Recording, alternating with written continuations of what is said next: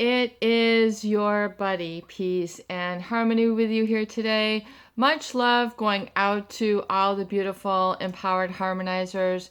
And we are zooming in and focusing in on a great viewer question. Houston, we've got a problem. This narcissist is addicted to pornography. What is the role of this, and why am I having such a difficulty accepting this?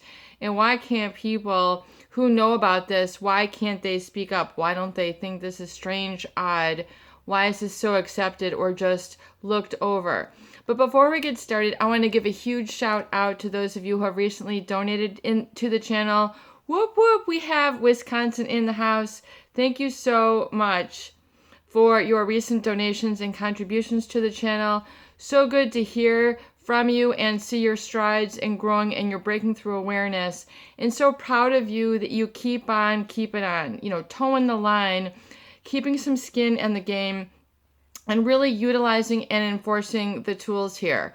And I've said before here on the channel, leaders are readers. So if you are really enhancing your videos with reading and you're utilizing the other tools, the recovery journal, the appointment book, the recovery date, the recovery gift, the resensitization of the senses, and holding positive healing visions through mindfulness. We're going to talk a little bit more about that in this video and how important that is to really kind of getting you where you want to be and having those breakthrough aha moments.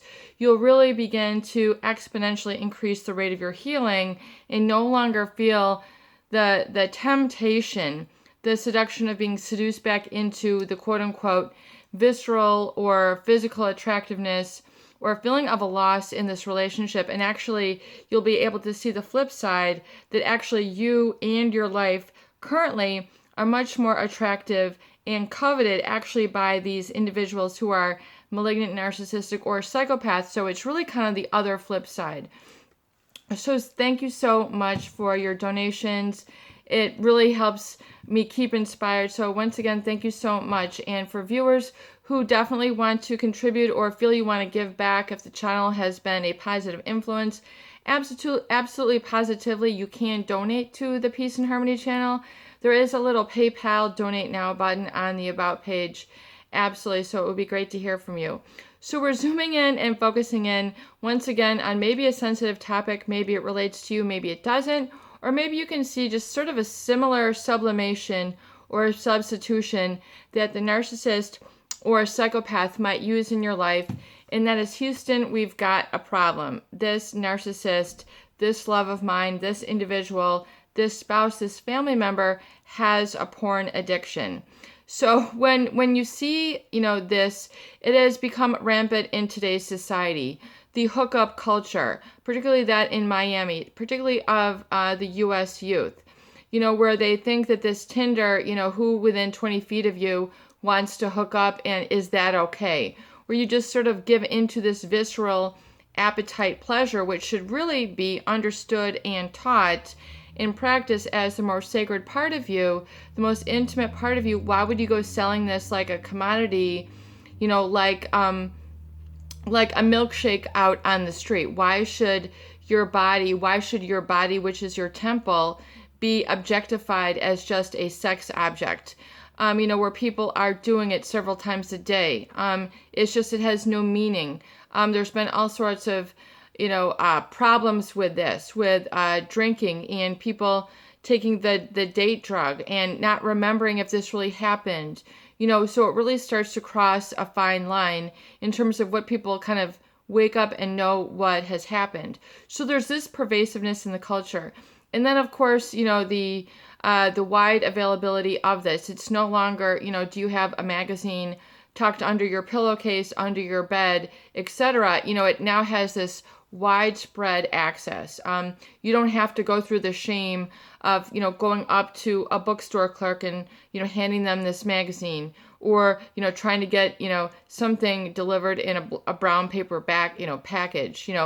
There's this, easy access to this information. And so really, like, people are coming out of the woodwork and becoming easily addicted to it. In other words, it has more than a normal, natural place in their life.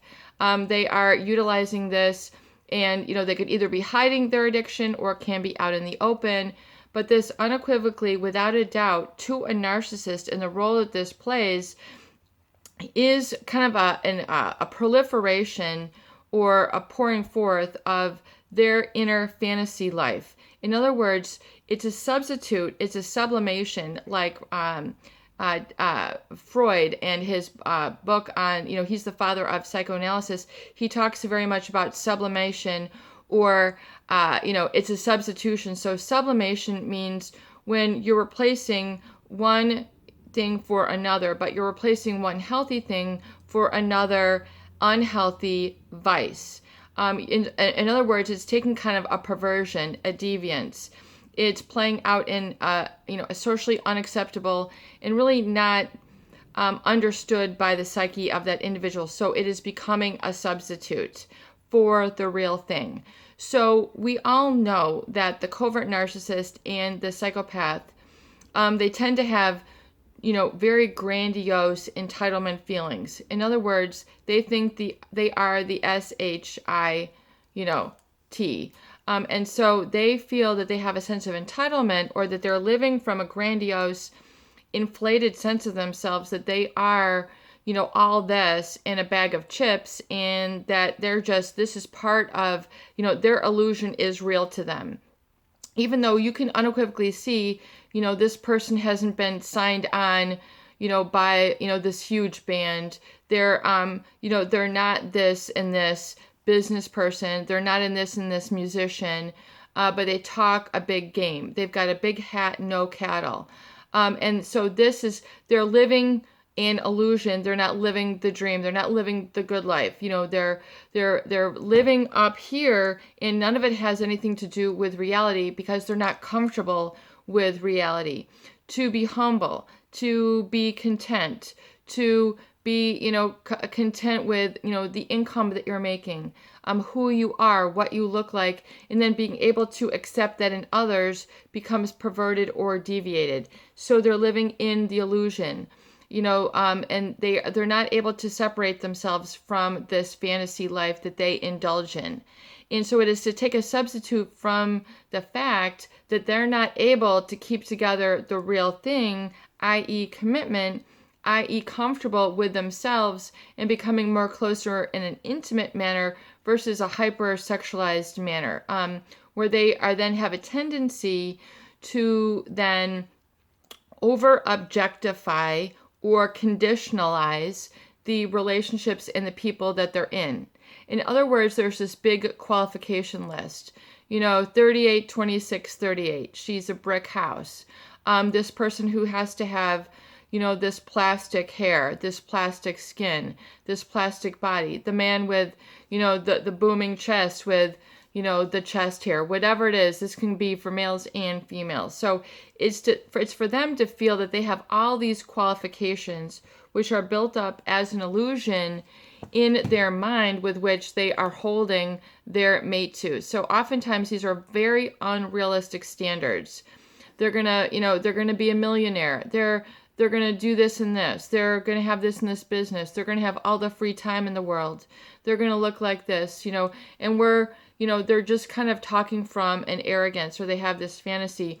Either that, or they just feel that they have the right to consume others and people around them as if others are for the taking. In other words, it's all about what you're giving to me. I don't have to give back. This is how this relationship goes. It's a very one-directional relationship. So this will lead to oftentimes a very caustic or sardonic sense of humor, a dark sense of humor, where they're making jokes about people, or the locker room talk. It can be very grotesque or vulgar, and they know that it's kind of like out of place, but they do it anyway. They're the ones who are shoveling it up, and it's easier for them to feel that they're in power and control if they can, get people off guard, people dropping their mouth. Oh my God, I can't believe you just did that. You said that, why did you come to the party in a towel? It's these people, you're having a party, and these are the people who show up in their underwear, and they're just walking around. These are the people who you have a party and they're showing up in their in their towel, like they're just walking around as if this is, they didn't want to, these are the people who we're talking about, who do the odd and oftentimes perverse things, and they just sort of get away with it because it's in, the narcissistic chatter. It's in, all what they're considering is good fun, but yet they're exposing people to a harshness. They're exposing people to a conditional set of, it's, as a viewer said, its relationship with them is always contractual. So it's like every day you're feeling like, well, am I abiding by your contract? Am I meeting your terms and agreements every single day? You feel like you're constantly, not knowing what their demands are going to be. And this can oftentimes be played out in the sexual realm for sure. And so in addiction, is the place, it's serving the place of the real thing. So it is a crutch.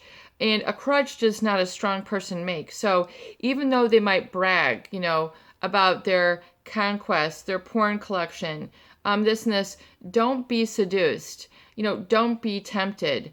As I was thinking earlier, and I'm sure, it definitely states this in the Bible, don't be tempted by evil. So if we look at just that one statement and understand, and what their idea of a relationship is, which oftentimes can be as a fantasy, i.e., not able to be, it is a fantasy. It is not oftentimes realistic. It is unrealistic. So this person, you might feel they also is carried forth is that they have unrealistic demands from their spouse. In other words, I want you to be all these people. I want you to be the nurse, the doctor, the Indian chief, and you have to, maybe they have to, dress a certain way for this person. There's always this, trying to feel like you have to live up to their standards. And their reality slowly can, you begin trying to replace your reality with their reality. In other words, then there's a pressure, you're trying to feel that you're living their reality rather than you're living your own. And as if you can't live your own because it's not good enough. It's not right. It's to this, it's to that. There's these extremes that go on. And so you feel like you never measure up. Well, no one can measure up when someone always has to be better than others, and you agree. If you try to agree to this and try to appease this, you're always going to be reaching for some sort of standard, trying to make yourself so attractive, and you kind of feel that it's taking a lot of work. In other words, these are the high maintenance relationships. And the porn addiction is a crutch. So it's taking the place, it's a sublimation, because they can't just commit, and they don't have that well-rounded personality where, everything doesn't have to be about what their idea of, being attractive is, which is sexual. So that's only very, very one small sliver of, a relationship is the sexuality. There's a whole bunch of other things that go on. Yes, you do have to have that passion, yet when it comes to that, and it comes to using substitutes, it's because they're hyper arousing and feeding an internal fantasy life, oftentimes which is separate and segregated from a healthy relationships. In other words, they're not able to have, especially as they get older, that sort of intimacy and, that validation to people where they're accepting others, or, easily edging people out, making comments, gee, your skin that, look at, the wrinkle on your elbow. I mean, they're, look at this and this that's showing up on you now. And it's like they're not seeing the sty in their own eye. They could be going gray, their gut is, all over the place. Their car is broken down, but they don't see it, because they're in the illusion. It's something that they can't see for themselves. And it's to give them away, it's to help reinforce their objectification of love relationships. So in other words, objectification means you are a trophy, you're a sex object to me, and I'm going to reduce you to such, and I'm not going to see other aspects of your personality. And so it's this role model. And oftentimes it's just because this person thinks they are adhering to a standard that, a society will take as attractive versus truly what is authentic and real to them. So they're replacing, they're substituting what society is telling them is attractive versus who they might be really attracted to. But oftentimes the problem is that the narcissist, a psychopath, they're just they don't really have relationships with others. They truly just use others, churn and burn. That's just how it goes. And your sex with them is just a way for them to manipulate and control. It is nothing more than that. I wish it were more complicated, but that is just their high risk.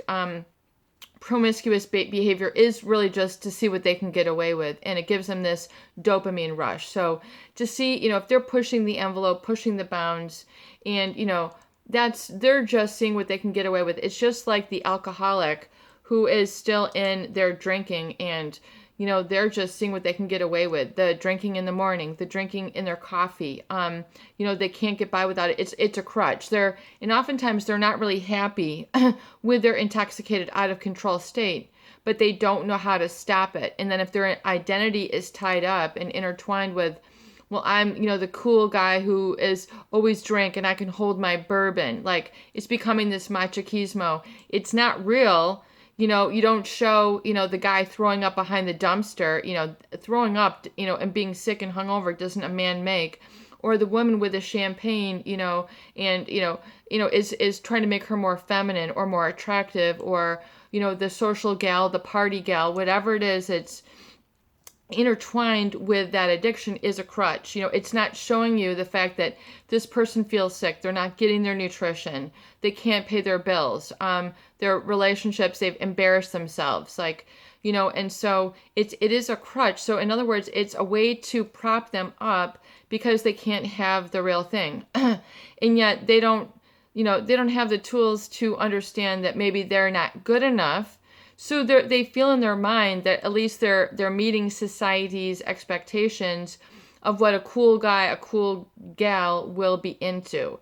So it's a substitute. It's a way then, a visceral appetite. So, an appetite, it's just, it's an appetite. The sexual appetite is a visceral, meaning it's a physical thing. And so for them to be highly consumptive and overuse of this is just to say that they're giving into that consumerism of that outlet. And so, and oftentimes, if you're not able to kind of incorporate that and not just be on this big ego, you're living by that all the time, these people get very superficial.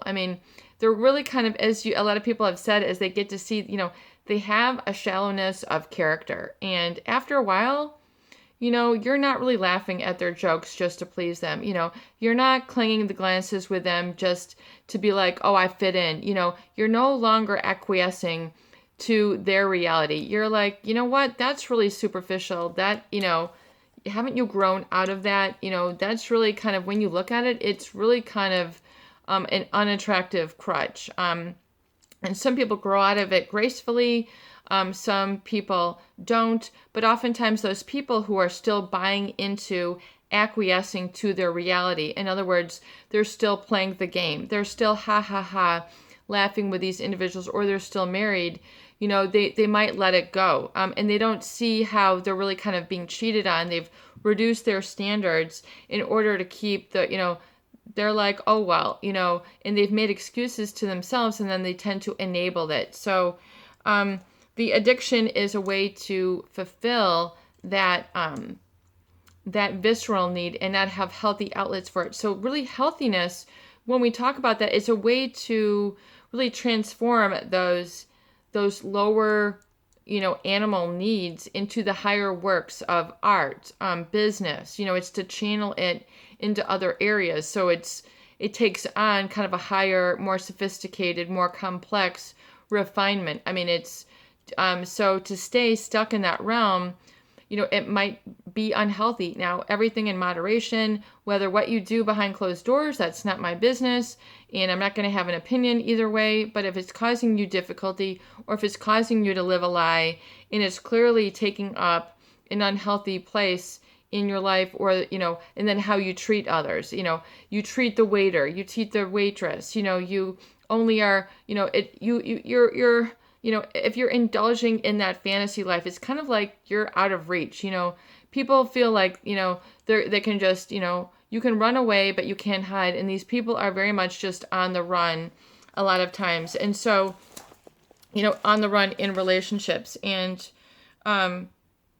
it's, you can't really rescue them from that until they get to the point where they're like sickened by their own bad habit. I mean, it's kind of like smoking or drinking. I mean, a lot of people end up waking up and say, this stinks. Like, I'm unhappy, being sick, feeling dizzy, having to drag myself to the porn store, trying to, pay all these subscriptions, or whatever it is. I'm sick of buying all these cigarettes. Like, I'm sick of buying all these gallons of vodka. Like, I don't know which store to go to next because the clerk knows me. Like, these sort of problems, when it's getting really out of hand, then the person will say, okay, it's out of control for me, and then I will stop. So it's nothing that you can really, stop for them.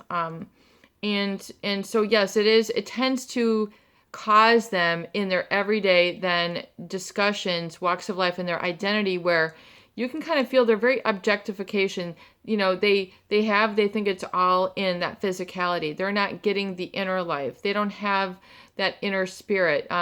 You often feel like you can't get in touch with a genuine person. You feel that there's a real distance between them. There's a sort of a quiet, sort of out of distance. You can't really reach them. You can't really communicate on certain levels. And so what I really feel is like I think it says in the Bible, of course, or, really, I mean, in almost all, I think, religious texts is, do not be tempted by evil, do not be swayed by lust. Mahatma Gandhi, he wrote a wonderful book called My Experiments with Truth. And he discusses how lust got him in a lot of trouble. And he goes all into that book in terms of, how the spices, it leads to this aggressiveness, which is not healthy. And of course, he was a huge leader in the nonviolent movement, but he oftentimes talks about, the lust and the overeating and like the use of the spices, which arouses all the senses and the passions. I think he calls it the animal passions, where it's really kind of overriding the personality, and it gets you out of perspective with what really matters in life. And he talks about his lessons or experiments with truth. And so that's why he advocates the dispassionate, and vegetarian diet, eating the raw and, uncooked, unsalted foods, as a way to cleanse the palate. And, you're really cleaning, you're cleaning your senses, you're clearing your senses. You're no longer clogging and loading up your senses with a lot of things that will deter you and take you off track. In other words, you've seen the sex addict, the food addict, the gambling addict. Clearly, things are running out of control and amok in their life.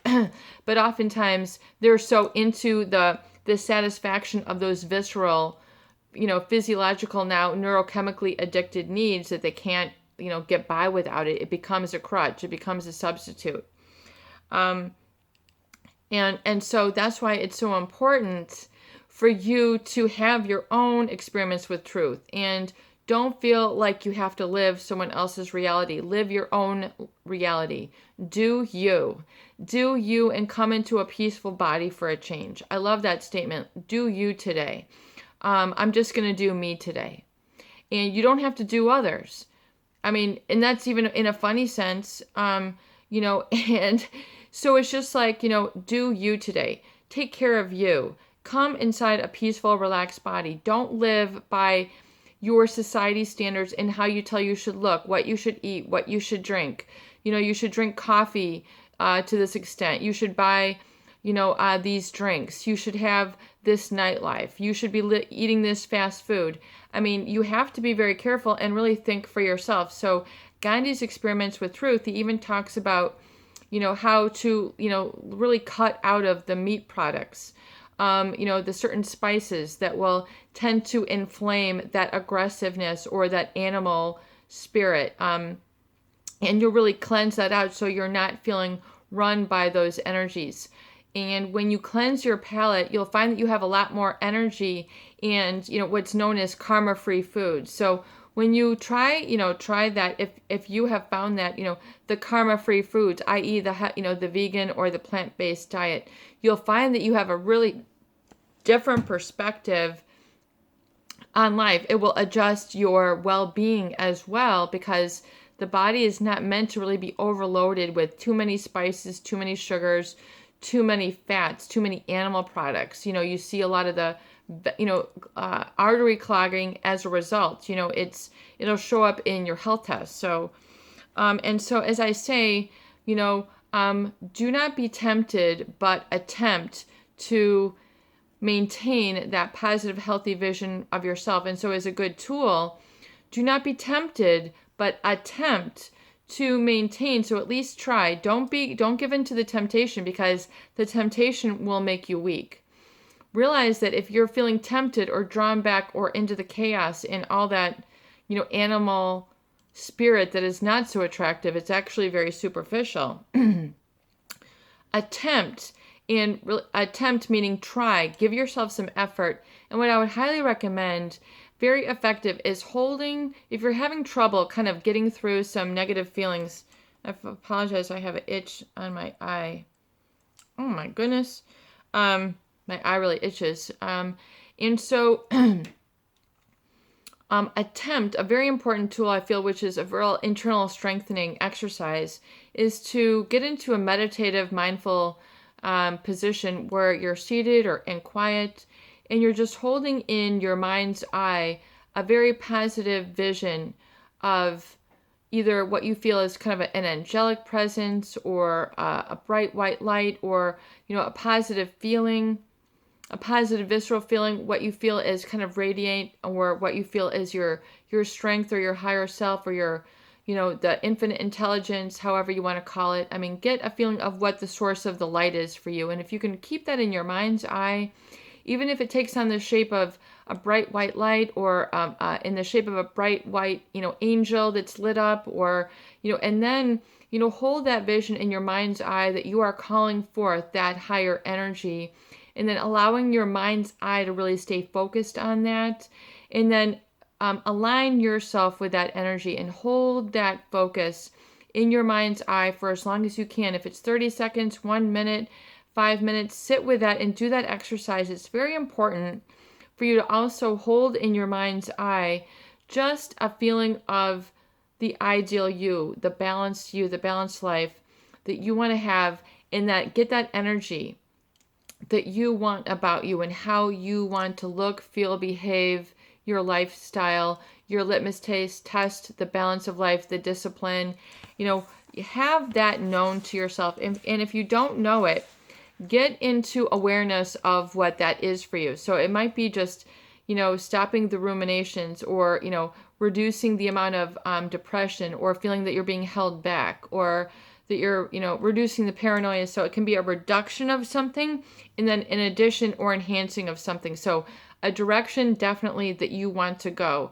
And then remind yourself of that a couple times a day of what it is you want. Take an effort, make an attempt to surround yourself with the images, the feelings, the sounds, the taste, the sense of those people, behaviors, feelings, emotions, and places that you want. So, in other words, of your future, the ideal self.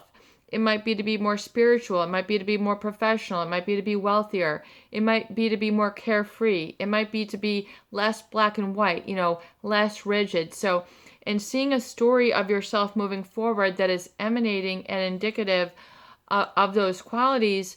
And so it's like it's like a from to sort of motion that you're feeling for yourself, that you can envision for yourself moving forward, and then surround yourself with those feelings and reinforce them, either if it's through, enhancing activities, hobbies, magazines, books, places you want to go that will fill that reservoir, and begin to really make an attempt. Do not be tempted. Make an attempt to surround yourself with the positive images, feelings, behaviors, and experiences that what you are about becoming, and have an awareness, kind of a from to motion, where you want to be from and to. So that from can be either historically and then to where you'd like to be, and then change your story. Change the story of what you're telling yourself and you're telling others about, where you're at, and begin to get congruency with the story, the feeling, the experience of that image of you moving forward, so that everything is kind of matching up there, and you'll begin to draw that more into your life, and you'll be making it happen, and then the pieces will slowly start to come together, and you'll really begin to feel like you're walking the walk, and you'll really begin to understand how things like this, like porn addiction and these other substitutes, and how they make that person, and then it reflects on how they treat others, and how you can then distinguish and separate yourself from others who are stuck in those traps or those crutches. It is your buddy, Peace and Harmony, with you here today. I hope that these videos do help. Please share and please subscribe for more great tools, videos, discussion, and support.